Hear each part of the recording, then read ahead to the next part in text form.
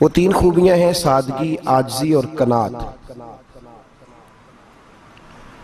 जिस आदमी के अंदर ये तीन बातें पाई जाती हैं कि वो सादा भी हो, इज्जो इनकिसार वाला भी हो, और जो चीज़ें अल्लाह ने उसे दी हो उस पर उसकी कनात भी हो, वो राज़ी भी हो, तो ऐसे शख्स पर अल्लाह तबारक व तआला की ख़ास रहमत नाजिल होती है जिस बंदे के अंदर ये सलाहियतें पाई जाएं। हम देखते हैं कि इस ज़माने में सादगी, आजिज़ी और कनात वाला पहलू खासा मुश्किल होता चला जा रहा है। कोई भी बरादरी हो, कोई भी कबीला हो, कोई भी इलाका हो, लोगों को अपना आप दिखाने का बहुत शौक होता जा रहा है। मैं भी हूँ, मुझे भी मानो, मेरी भी सुनो और मेरी भी तारीफ करो, मेरी तरफ भी तवज्जो करो, ये माहौल बन गया है। अगर आप सादगी वाले नहीं होंगे तो फिर आपने कुछ चीजें उधार की ओढ़ी होंगी जो असल नहीं। सादगी जो होती है वो असल होती है, असल रूप होता है आदमी का। अगर आपके अंदर सादगी नहीं होगी तो फिर आपने कुछ चीजें ऐसी अपने ऊपर लागू कर रखी होंगी जो आपका असल नहीं। तो जब आदमी असल से हटता है तो बेसुकून होता है। अल्लाह तबारक व तआला ने मुंह में दांत बनाए हैं तो ये असल है। इनके अंदर धागे के बराबर भी कोई चीज चली जाए तो वो बेचैन कर देती है, क्योंकि वो असल नहीं होती। बात की समझ आ रही है मेरे अजीजों को? तो जब आप सादगी में रहेंगे तो असल जगह पे रहेंगे, असल जगह पे, फिर आप तकलीफ में मुब्तला नहीं होंगे। आजिज़ी का मतलब ये होता है कि आप अल्लाह के किसी बंदे को हकीर ना समझें, छोटा ना समझें, जलील ना समझें। एक होती है एहसासे कमतरी के समझना कि मैं माली तौर पे मेरे पल्ले कोई शय नहीं है, देखो कितना, ये एहसासे कमतरी है। आजिज़ी ये होती है कि ये ना समझ ले बंदा कि मेरे अंदर सलाहियत ज्यादा है, ये कमी है, ये छोटा है, ये निकम्मा है, ये बिल्कुल गुनाहगार है, ये तकब्बुर है। आजिज़ी से रहें, अल्लाह के हर बंदे को अपने से अफजल समझें, आजिज़ी के साथ रहें। कनात ये है कि आपको जो अल्लाह ने दिया है समझें कि मेरा रब सबसे ज्यादा मेरे ऊपर ही मेहरबान है, उसने जो मुझे दिया है वो किसी और को नहीं दिया। ये शुक्र के तौर पर, तकब्बुर के तौर पे ये भी नहीं। कनात करें। आजिज़ी जब आपके अंदर होगी, सादगी होगी, तो जिंदगी इत्मीनान से गुजरेगी, सुकून से गुजरेगी। और आजिज़ी और सादगी का ये वाला तर्जुमा नहीं कि जिस बंदे ने मैले कपड़े पाए डाले हो आप समझे कि ये बड़ा सादा आदमी है जी, हफ्ता आया नहाया नहीं तो सादा है। ये सादगी नहीं होती। नफासत तो हुसैन है इस्लाम का। नबी पाक सल्लल्लाहु अलैहि वसल्लम ने एक मालदार आदमी को फटे पुराने कपड़े पहने हुए देखा था तो हुजूर ने मना किया था। फरमाया अगर अल्लाह नेमत देता है तो बंदे पर उसका असर देखना भी पसंद फरमाता है। अच्छे कपड़े छोड़ दें तो आप सादा हो गए, ये मतलब नहीं। बहुत सारे गरीब लोग भी सादे नहीं होते, जो हर वक्त कहता रहता है मैं किसी चौधरी को कुछ नहीं समझता, तो वो सादा है। जो कहता रहता है कोई नहीं मेरी नजर में, मैं आप बड़ा सियाना हूं, फलाना बंदा आया तो मैंने लाजवाब कर दिया, दो बातें नहीं फिर वो कर सका आगे, तो आप सादे?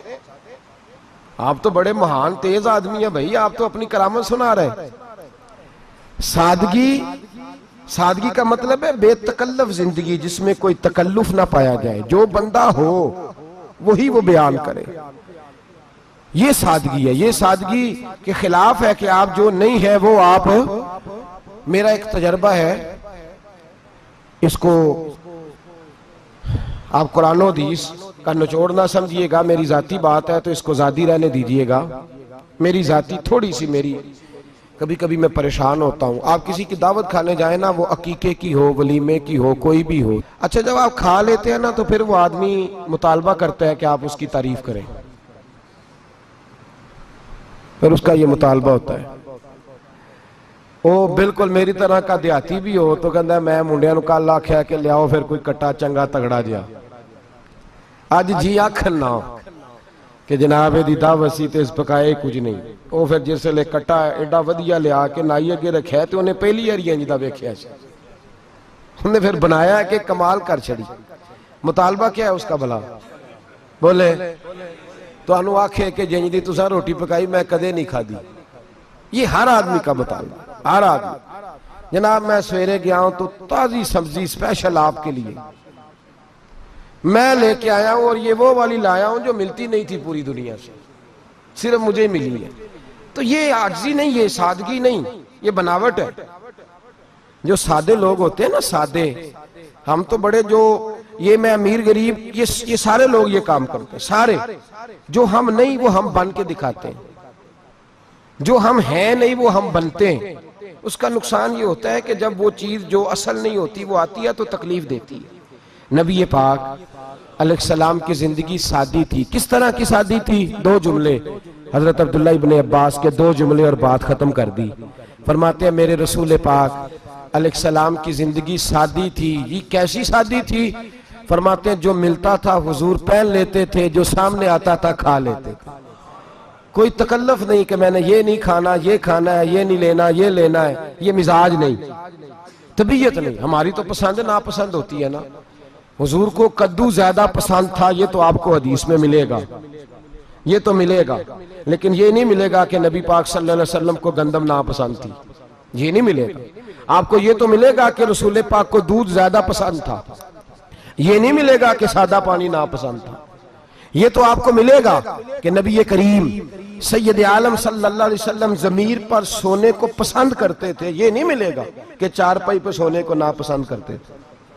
यानी हुजूर की जिंदगी सादी है, उसमें तकल्लुफ हमारी पसंद नापसंद होती है, और जो जोश है हमें पसंद नहीं वो फिर है ही नहीं सही, वो गलत हो गई फौरन, वो सिरे से उसका कोई असर ही नहीं रहा, वो बिल्कुल तबाह हो गई। मेरे हबीब पाक सैयद आलम अलैहिस्सलाम ने सादी जिंदगी गुजारी और आजिज़ी वाली जिंदगी गुजारी। हम लोग आजिज नहीं होते, आजिज नहीं हो। अगर हम लोग आजिज हो जाए तो लड़ाइयां खत्म हो जाए।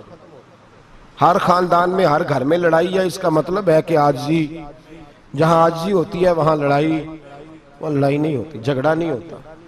हमारा भाई से, भतीजे से, भांजे से, बीवी से, ससुराल वालों से, रिश्तेदारों से, भाइयों से अगर इख्तलाफ चल रहा है और हर जगह चल रहा है तो सारी जगह तो गलतियां नहीं ना पाई जाती, कहीं हमारी भी गलती होती है। तो ये जो इख्तलाफ चल रहे हैं और सुलह नहीं हो रही, इसकी वजह यह है कि हमारे अंदर आजिज़ी इनकिसारी हो, तो फिर तो झगड़ा ही कोई नहीं। मेरे नबी पाक अलैहिस्सलाम की जिंदगी में आजिज़ी है, इनकिसारी है। इसलिए हुजूर ने कभी लंबी चौड़ी बातें नहीं सुनाई। सहाबा कहते हैं नबी पाक अलैहिस्सलाम तकरीर छोटी करते थे, नमाज लंबी पढ़ते थे। तकरीर बोलिए, नमाज, हमारी बातें लंबी और नमाजें अल्लाहु अकबर, उल्ट बिल्कुल सिलसिला। नबी पाक अलैहिस्सलाम ने सादगी, आजिज़ी को अपनाया। बहुत गरीब आदमी, बड़ा माड़ा बंदा जो 100 रुपया दिहाड़ी लेता है, और बाहर जब वो दिहाड़ी करने गया है तो वो शाम को जब उसने ना समेटा है ना वो सीमेंट और रेत और वो सारी चीजें, तो वहां वो झाड़ू फेर के आया है। फेरते हैं ना जी मजदूर झाड़ू, ये काम वो करने को तैयार है, पर अपने घर में आके झाड़ू देने को तैयार नहीं वो, इसलिए कि ये उसकी मर्दानगी के खिलाफ है। बाहर जब वो गया है, किसी होटल में काम कर रहा है, टाई पैंट कोट पहन के वो बड़ा अच्छा, वहां अगर उसको बर्तन धोने पड़े तो धो लिए। बल्कि अगर नाराज ना हो जाए बाहर रहने वाले साथी, तो ढेरों लोग बाहर जाके होटलों में बर्तन मांजते हैं, लेकिन वहां उनके रोब को, उनके नाम को कोई धब्बा लगता, लेकिन घर के अंदर जिस बर्तन में उन्होंने खुद रोटी खाई है, अगर उनको ये कह दिया जाए ना कि ये धो लो, तो फिर तो तलाक तक नौबत आ जाती है, फिर तो मसला खराब है। फिर तो हो सकता है कि बीवी की, अम्मा की भी खैर ना हो, तुझे उसने सिखाया ही कुछ नहीं, मुझे ही तूने कह दिया उठ जा। ये हमारा हाल है हम सारे आजिज़ मिस्कीन है, हम सारे माड़े गरीब, ये सारा अपनी जगह तय। लेकिन जहां डटना है, बल्कि यूं समझ लें कि जहां रोब ना चला वहां मिस्कीन हो गए, और जहां चल गया हम बादशाह हो गए। मेरे रसूल पाक सैयद आलम अलैहिस्सलाम का उसवा नूर सुनो, सैयदा तैयबा ताहिरा हजरत आयशा सिद्दीका रदी अल्लाह ताला अन्हा फरमाती हैं, हुजूर घर में आते अगर घर के अंदर झाड़ू देने वाला है तो मुस्तफा ने उठा के काम करना शुरू कर दिया है। ये मामूली बात नहीं। अगर हजरत फातिमा ज़हरा की चक्की पीसने के लिए फरिश्ते आ सकते हैं तो रसूल पाक के घर का काम करने के लिए भी आ सकते हैं। लेकिन मेरे नबी पाक सल्लल्लाहु अलैहि वसल्लम घर में अपने कपड़े धो लेते, फट जाते तो हुजूर सी लेते। यहां तक कि हजरत आयशा फरमाती है, एक दिन हुजूर ने कहा खाना पकाओ, तो मैंने कहा गुलाम आटा गूंद रहे, कनीज आटा गूंद रही है। नबी पाक ने मालूमात की तो पता चला कि वो कनीज तो जा चुकी, बीमार थी। फरमाती है हुजूर ने अपने दस्ते मुबारक से आटा गूंदा, नबी पाक ने गूंदा, नबी पाक ने। लगे जो मजदूर शाह ऐसा, न धुन न दौलत सरबराह ऐसा, अर्श नशी का जमी पे घर है, मेरा पैगंबर अजीम पर है। नबी पाक ने आटा गूंदा और आटा गूंद के फरमाया आयशा आओ रोटी पका दो, मैंने आटा गूंद दिया है। ओ भाई मैं बहुत बड़ा नवाब हूं मैं आजिज मिस्कीन, लोगों की मैं कमियां कोताहियां सुनाता हूं, लेकिन अगर जरा सा भी हाथ हिलाना पड़े तो उस वक्त ना जहां रोब चलता है वहां तो चलाना चाहिए ना।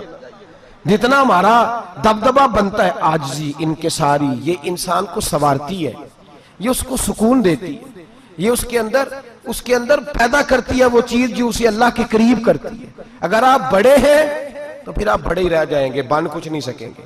अगर आप में तकब्बुर है तो फिर अना का बुत कायम हो जाएगा, बन कुछ नहीं सकेंगे आप।